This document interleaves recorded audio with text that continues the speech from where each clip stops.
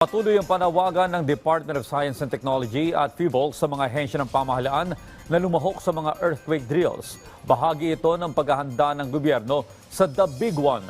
Si Elijah Canla sa detalye. Umalingaw-ngaw ang sabay-sabay na pagtunog ng sirena sa buong bansa sa paglulunsad ng first quarter nationwide simultaneous earthquake drill Marso 12 ganap na alas 3:30 ng hapon. Pinangunahan ni DOST Secretary Renato Solidum Jr. at Office of Civil Defense Administrator Yusek Harold N. Cabreros ang ceremonial pressing of the button kasama ang mga kinatawan mula sa 18 rehiyon ng bansa. Isinigawa ng iba't ibang panig ng Pilipinas ang tradisyonal na duck, cover and hold bilang pagsasanay sa mga basic protocol na dapat gawin sa oras na tumama ang isang malakas na lindol. Hindi lamang pamahalaan ang dapat magsuri ng kanilang mga plano. Ang bawat sektor ng lipunan ay mahalagang papel sa mga ahensya ng pamahalaan at publikong institusyon.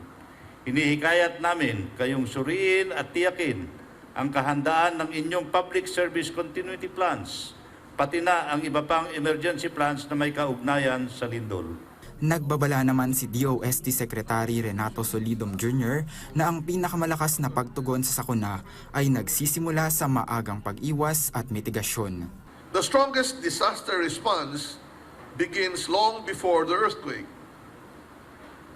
Prevention and mitigation save the most lives, and preparedness to respond should be done before the event happens.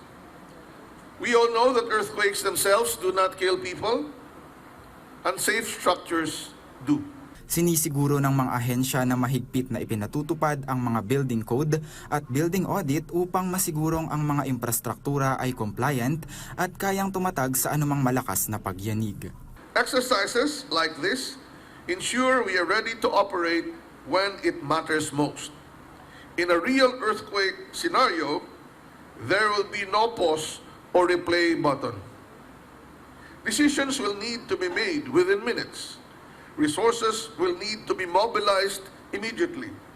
Coordination must work seamlessly between national agencies, regional offices, and local governments. Pinalakas ng pamahalaan ang operasyon sa pamamagitan ng pagtalima sa isang sentralisadong plano upang matiyak ang isang kumpas ng mga ahensya sa oras na dumating ang kalamidad. Elijah Canlas mula sa Pambansang TV sa Bagong Pilipinas.